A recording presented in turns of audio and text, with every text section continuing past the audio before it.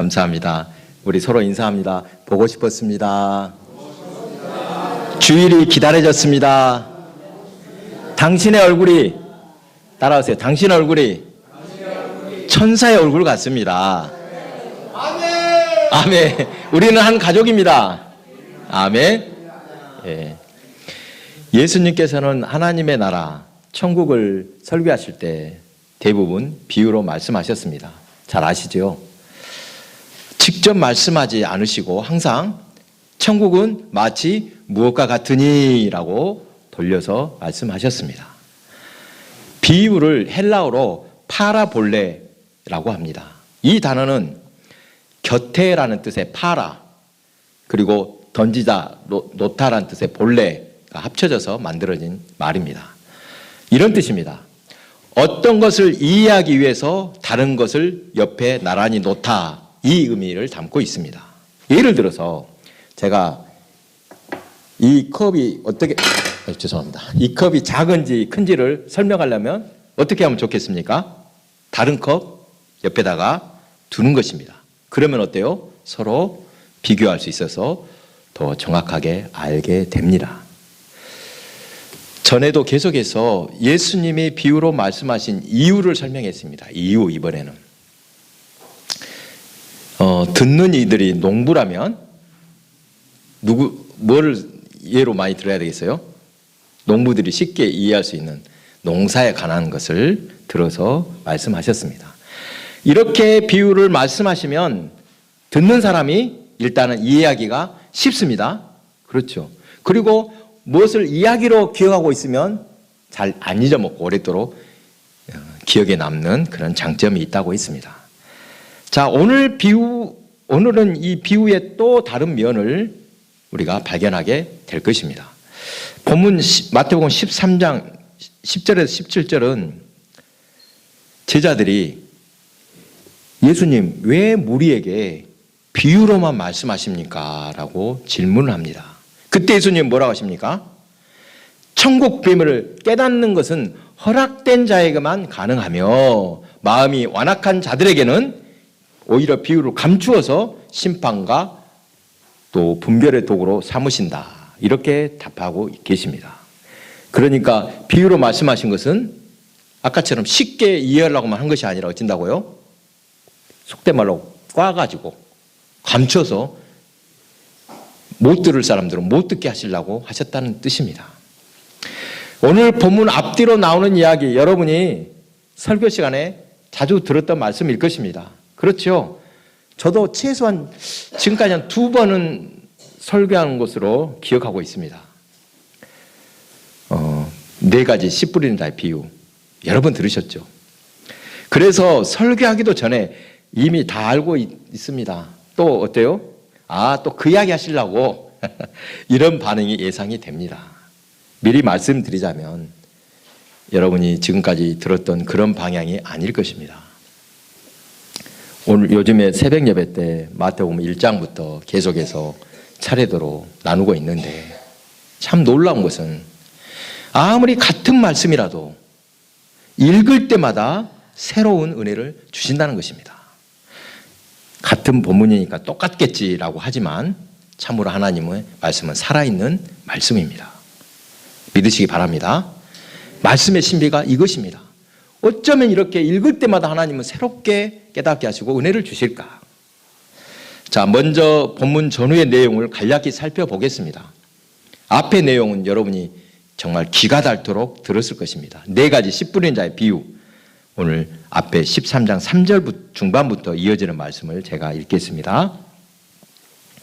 씨를 뿌리는 자가 뿌리러 나가서 뿌릴새 더러는 길가에 떨어짐에 새들이 와서 먹어버렸고 더러는 흙이 얕은 돌밭에 떨어짐에 흙이 깊지 아니하므로 곧 싹이 나오나 해가 돋은 후에 타서 뿌리가 없으므로 말랐고 더러는 가시떨기 위에 떨어짐에 가시가 자라서 기운을 막았고 더러는 좋은 땅에 떨어짐에 어떤 것은 100배, 어떤 것은 60배, 어떤 것은 30배의 결실을 하였느니라.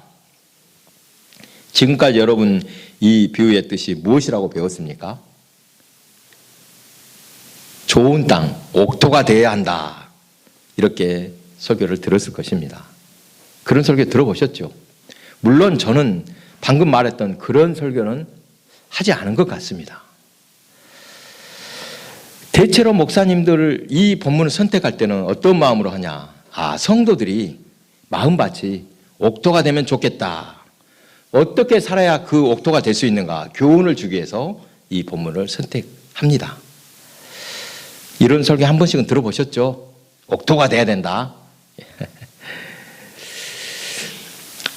오늘 설교의 결론을 미리 말씀드리자면 성도들의 마음밭이 옥토가 되기 위해서 어떻게 살아야 된다 이런 교훈을 말하고자 함이 아닙니다. 여러분 생각해 보십시오. 이 밭이 어떻게 스스로 옥토가 됩니까? 자기 혼자? 그럴 수 없다는 것입니다. 여러분 이것을 기억하면서 말씀을 나누도록 하겠습니다.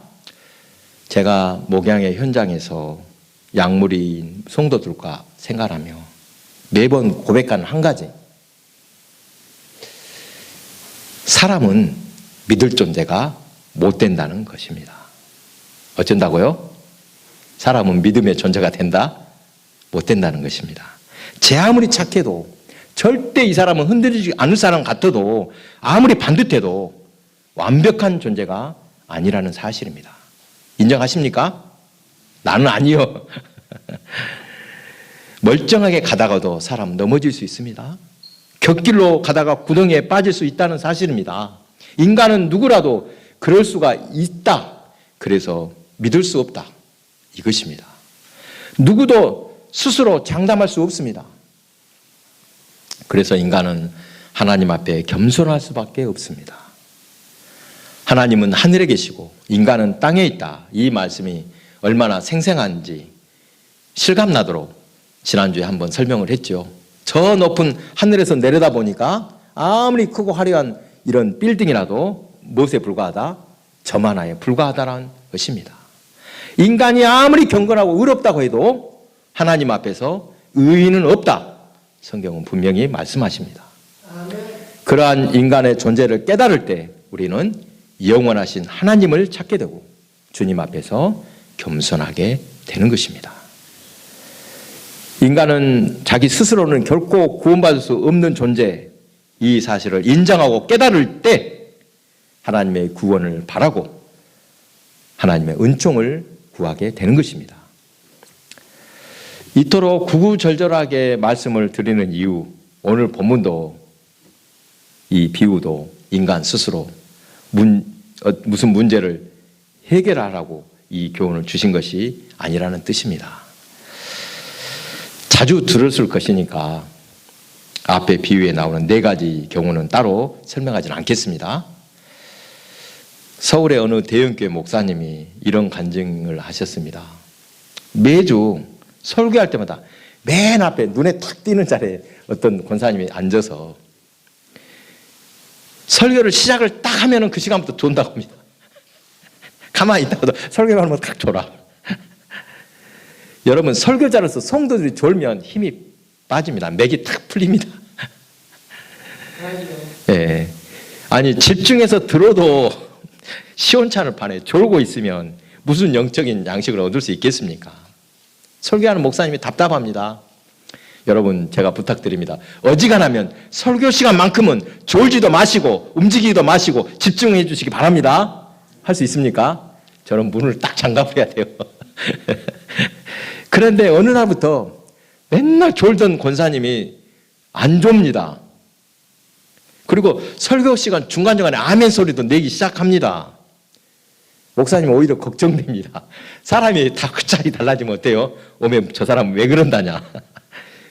목사님이 궁금해서 왜 그런가 하고 옆에 사람한테 물어봤답니다. 그랬더니 전해주는 말이 어느 날부터 권사님이 하는 말입니다. 갑자기 목사님이 설교를 쉽게 하더라. 설교가 달라졌어. 그동안 그렇게 어렵게 하더니 엄마 목사님이 달라졌네. 설교를 쉽게 하네 이제부터. 그러더랍니다. 그리고 또 설교 내용도 엄마 꼭 나한테 들으라고 나한테 주시는 말씀이네. 이렇게 들렸다는 것입니다. 여러분 목사님 설교가 달라졌겠습니까? 아니면 그 권사님이 귀가 달라졌겠습니까? 목사님이 달라졌을까요? 예, 권사님의 귀가 열린 것입니다. 은혜를 받고 나니까 말씀이 들리기 시작합니다. 본문 말씀에 나오는 귀 있는 자가 된 것입니다. 들을 귀가 생겼습니다. 그렇게 귀 있는 자가 되면 성령의 열마가 나타나게 됨을 믿으시기 바랍니다. 세 사람이 길을 가면 거기에는 반드시 스승이 있다고 했습니다. 여러분, 스승이란 좋은 모습만 본받고 싶은 스승 있는가 하면, 좋은 의미로 스승이 있는가 하면 때로는 반면교사도 있습니다. 반면교사가 무엇입니까? 그대로 본받으면 안 돼, 반대로 교훈을 얻어야 돼 하는 사람이 있다는 것입니다. 우리 주변에는 반드시 진면교사와 반면교사가 있습니다. 그런데 아무리 좋은 선생님을 옆에다 놔둬도, 좋은 본을 보여줘도 스스로 마음이 열지 않고 받아들이지 않으면 아무 소용없습니다. 바로 이럴 때 오늘 본문이 말씀하시는 귀 있는 자가 되어야 합니다. 하나님께서는 우리를 다스리기 위해서 주변에 많은 스승들을 주고 계십니다. 그러니까 좋은 사람만 있는 것이 아니라 어쩐다고요? 저렇게 본받으면 안 될 사람도 있습니다. 앞에서 말한 것처럼 좋은 사람, 굳은 사람 둘 다 놔두셨습니다. 배우려는 자세, 내가 한 가지라도 얻어야 되겠다, 나는 문제가 있어서 고쳐야 된다, 이것을 알고 겸손하게 들으려 할 때 의미가 있습니다.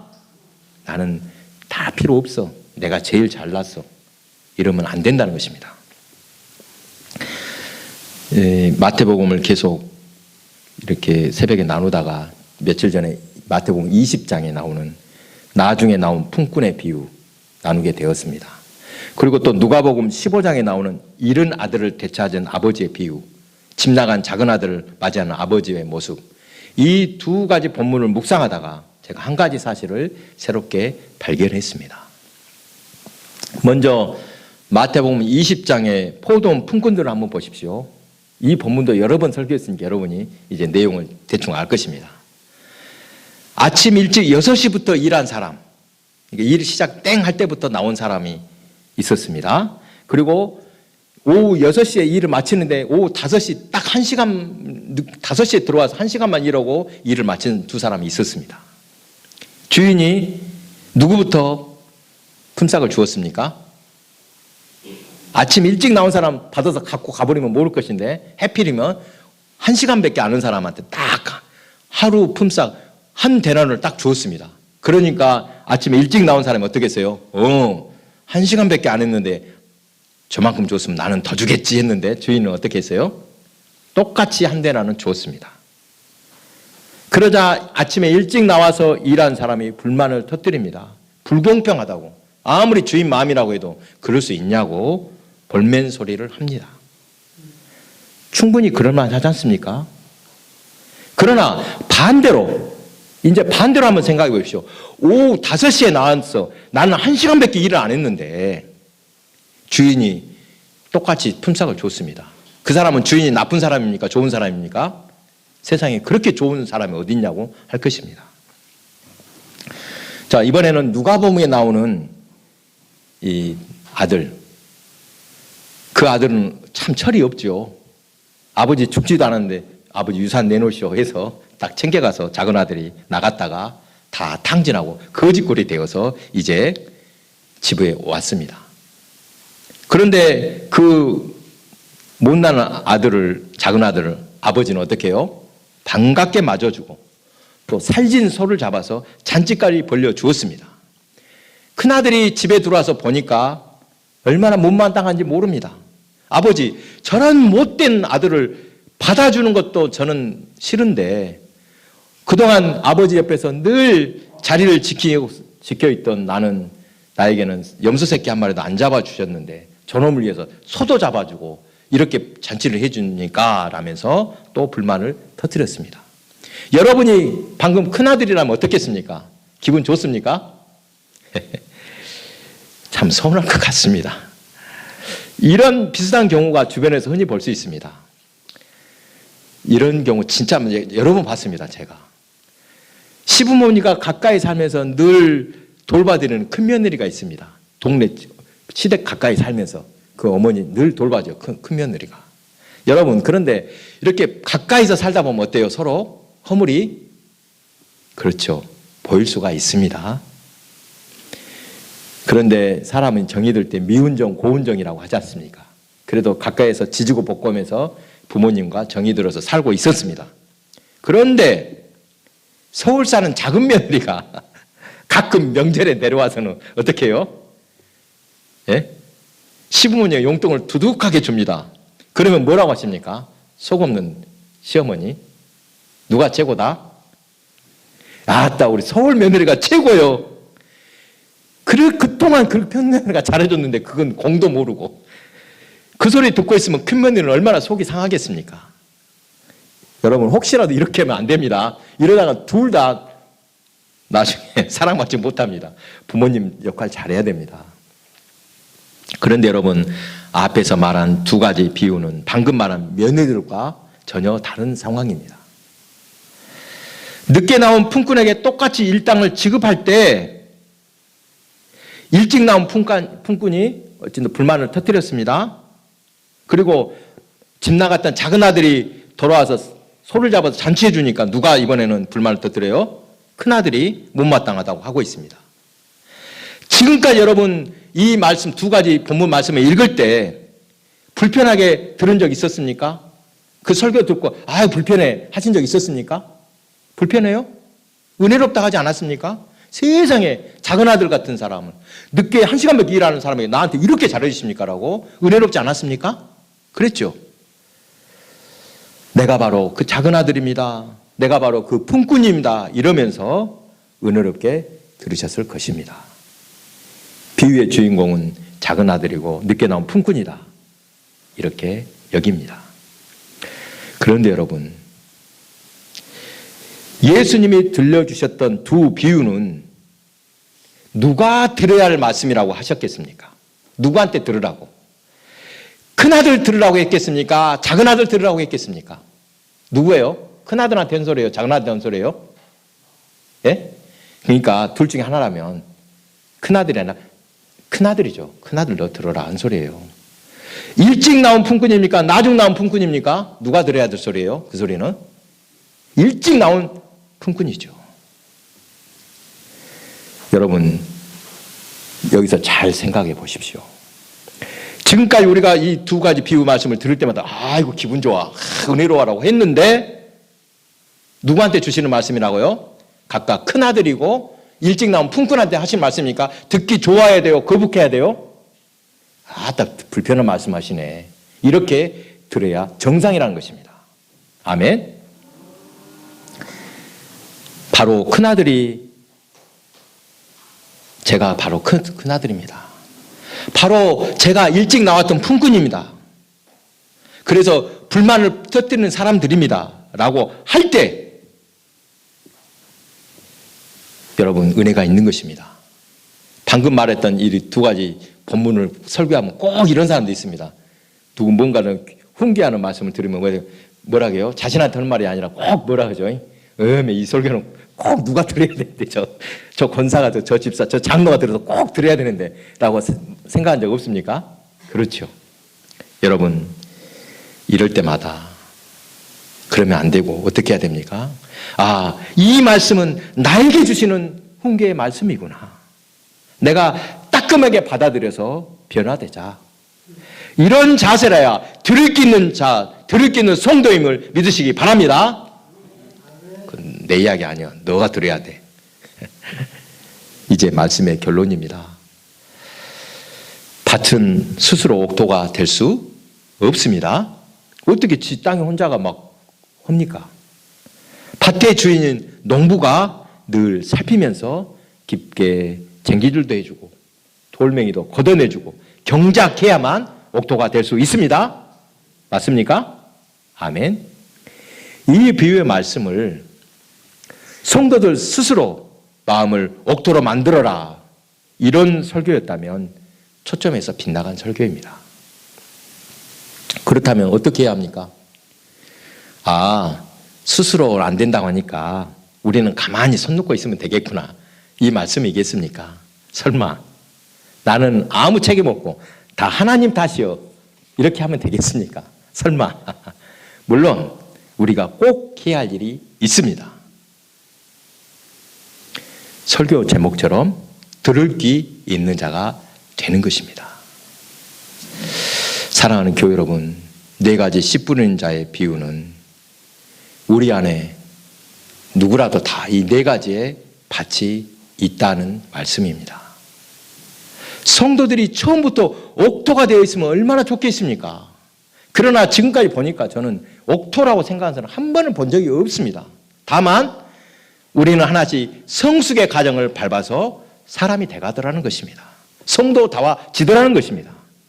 길가와 흙이 얕은 돌밭과 가시떨기가 가득했던 이 거친 밭이 차츰 농부의 손길에 의해서 좋은 땅으로 다듬어지더라는 것입니다. 농부 되시는 하나님께서 우리의 일생을 경작해 주십니다. 성령님께만 붙들리면 옥토로 변화됩니다. 하나님의 미랄이신 예수 안에서 자라기만 하면 반드시 아름답게 변화됨을 믿으시기 바랍니다. 이때 꼭 필요한 것이 뭐라고요? 바로 하나님의 말씀을 들을 귀 있는 자가 되어야 합니다. 들을 자세만 되어 있으면 우리에게 희망이 있습니다. 어떤 나쁜 환경에 있더라도 선한 농부 우리 주님께서 우리를 돌보기로 약속하셨습니다. 지난 부활절에 예수님을 배반하고 흩어졌던 제자들 이야기, 특히 수제자 베드로 이야기를 나누었습니다. 한번 생각해 보십시오. 사람이 너무 크게 낙심하고 넘어지면 그것도 적당히 넘어져야지 웬만해서는 일어나기 힘듭니다. 그렇죠. 너무 크게 넘어지면 실망하고 자빠지면 일어나기 힘듭니다. 처절하게 자신의 연약함을 알고 차마 부끄러워서 나는 얼굴을 못 들겠다, 이렇게 무너졌던 베드로였습니다. 다 집어치우고 자기 고향에서 고기를 잡고 있던 베드로에게 주님께서 찾아오셔서 그를 경작하심으로 돌밭 같은 그가 옥토로 변화되었습니다. 사랑하는 교회 여러분, 우리가 곁길로 갈 때, 돌밭이 될 때, 그럴 때마다 농부는 가만히 놔둔 것이 아니라 얼른 가서 그 땅을 경작하십니다. 농부 되신 하나님은 참으로 성실하십니다. 우리는 내버려 두려고 해도 하나님께서 열정으로 그 밭을 돌보아 주십니다. 호미로 풀을 매주시기도 하고 때로는 쟁기로 깊이 갈아엎으시기도 합니다.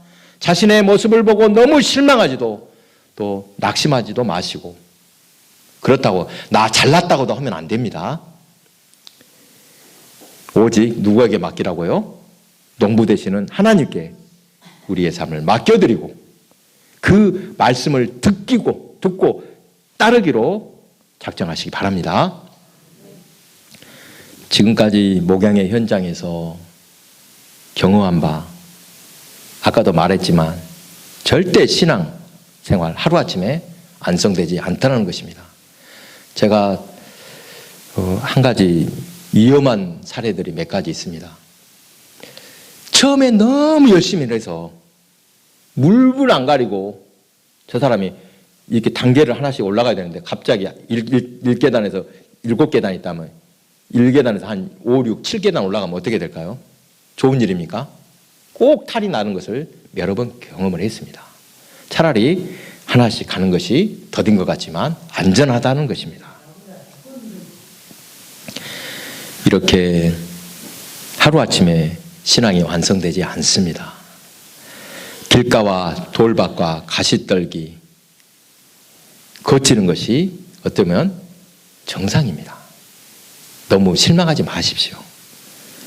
성도들의 신앙 여정 단계적으로 이것이 다 나타납니다. 그러나 분명한 것은 우리가 들을 귀만 있으면, 그런 자세로 있기만 하면 하나님께서 친히 경작하심을 믿으시기 바랍니다. 스스로 내려앉아서 들을 때 희망이 있습니다. 나한테 듣기 싫은 소리 하지 마세요. 나 그런 소리 듣기 싫어요. 좋은 말만 하세요. 이러면 변화 없습니다. 그렇게 들을 게 있는 자가 되면 말씀이 들리고 영생의 길이 보입니다. 들을 게 있는 자가 되어서 놀라우신 주님의 은혜를 날마다 누리는 저와 여러분 성도들 되시기 바랍니다.